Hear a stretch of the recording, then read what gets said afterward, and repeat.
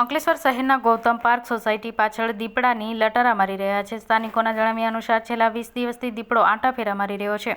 અગાઉ સોસાયટી સુધી પણ આવ્યો હોવાના સ્થાનિક રહીશો જણાવતા સાથે ડર અનુભવી રહ્યા છે. જે બાદ હવે શહેરને અડીને હેપ્પીનગર સ્થિત સ્વ અહેમદભાઈ પટેલની વાડીની પાછળના ભાગે દીપડો આવ્યો હોવાનું સામે આવ્યું છે. જે અંગે વન વિભાગને જાણ કરવામાં આવતા વન વિભાગ સ્થળ તપાસ કરતા વાડી તેમજ ગૌતમ પાર્ક પાછળ ઝાડીમાં દીપડાના તાજા પંજાના નિશાન મળી આવ્યા હતા. જેને લઈ વન વિભાગ દ્વારા વાડીમાં 2 તેમજ ગૌતમ પાર્ક પાછળ ઝાડી ઝાંખરા વિસ્તારમાં વધુ 4 પિંજરા મારણ સાથે મૂકવામાં આવ્યા હતા. એટલું જ નહીં, અલગ અલગ સ્થાને નાઇટ વિઝન સાથે કેમેરા પણ વન વિભાગ દ્વારા લગાવી દીપડાનું વોચિંગ તેમજ ફૂટ પેટ્રોલિંગ શરૂ કર્યું હતું.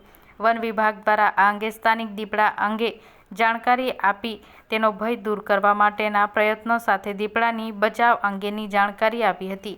તો નજીક આવેલા શાળામાં પણ વિદ્યાર્થીઓને જરૂરી માર્ગદર્શન આપ્યું હતું. દીપડા અંગે ખોટા વિડીયો વાયરલ કરનાર ઈસમ સામે પણ કાયદાની રાહે કાર્યવાહી કરવાની તાકીદ કરાઈ હતી. નમસ્કાર, હું બી ઉમોબ વન વિભાગ અંકલેશ્વરમાંથી. આજરોજ જણાવવાનું કે છેલ્લા તારીખ 2/8/2024ના દિવસથી ગૌતમ પાર્ક સોસાયટીની આજુબાજુના વિસ્તારમાં દીપડાની રંજાડ હોવાની વન વિભાગને ફરિયાદ મળતા અમો દ્વારા તાત્કાલિક ધોરણે સ્થળ તપાસ કરી અને આ વિસ્તારમાં કુલ 6 પિંજરા, ટેપ પિંજરા અને 2 ટેપ કેમેરાનો ઉપયોગ કરી અને દીપડાના સર્ચ ઓપરેશનની પ્રક્રિયા ચાલુમાં છે. પણ આજ દિન સુધી 2 તારીખથી આજ દિન સુધી 4-5 દિવસથી અમો દિવસ અને રાત્રિ દરમિયાન જે ફેરણા દરમિયાન નિરીક્ષણ કરવામાં આવે છે તેમાં આજ દિન સુધી કોઈ દીપડાની હરકત કે વાંધા હરકત કોઈ હલનચલન જણાઈ આવેલ નથી. તેમ છતાં વન વિભાગ દ્વારા તેની તજવીજ ચાલુ છે પકડવાની. જો આ વિસ્તારમાં હશે તો દીપડો પકડાઈ જશે. અને આસપાસના વિસ્તારોને એટલું કહેવાનું કે કોઈ ડરવાની જરૂર નથી આ બાબતે. અને સોશિયલ મીડિયામાં જે ખોટા વિડીયો વાયરલ થાય છે તો એવા વિડીયોથી પણ કોઈએ ડરવાની જરૂર નથી. આવા વિડીયો જે સોશિયલ મીડિયામાં ખોટી રીતે અને જોયા જાણ્યા વગર જે ફેલાવે છે તો તેઓની સામે પણ અમે પોલીસ ફરિયાદ કરી IT એક્ટ મુજબ કાર્યવાહી કરવા ગ્રુપના એડમિન તથા જેણે વિડીયો શેર કર્યો છે જોયા જાણ્યા વગર તો તેઓ સામે કાર્યવાહી કરવાની પણ તજવીજ હાથ ધરવામાં આવી રહેલ છે.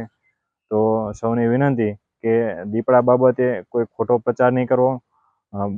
તે સિવાય આસપાસના તમામ લોકોને જણાવવાનું કે કોઈ દીપડાને ડરવાની જરૂર નથી. દીપડાનો મુખ્ય નીકળવાનો સમય વહેલી સવાર હોય છે અને સંધ્યા સમય 5 વાગ્યાથી રાત્રિના 11-12 વાગ્યા સુધી તે તેના શિકારમાં નીકળતો હોય છે જનરલી.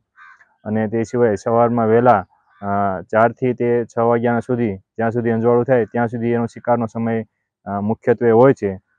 તેમજ દીપડો એ બિલાડી કુળનું અને એક ડરપોક પ્રાણી છે.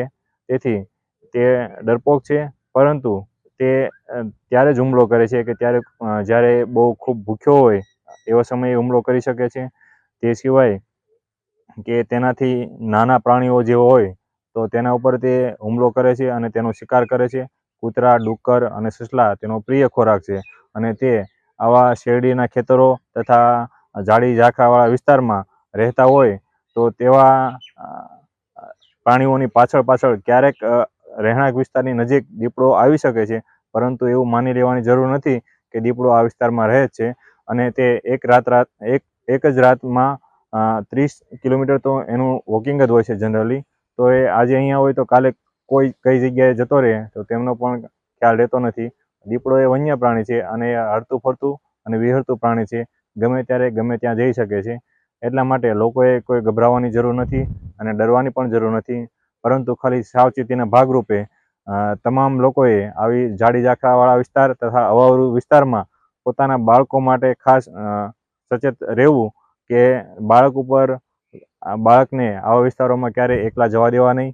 અને તમામ લોકોને અપીલ કે ખોટા વિડીયો અને ખોટા ફોટા જે સોશિયલ મીડિયામાં જે શેર થાય છે તેને પૂરી જાણકારી મેળવી અને પછી તથ્યની ચકાસણી કરી અને પછી તે એને માની અને પછી તે યોગ્ય નિર્ણય લેવા અને શેર કરવા વિનંતી છે.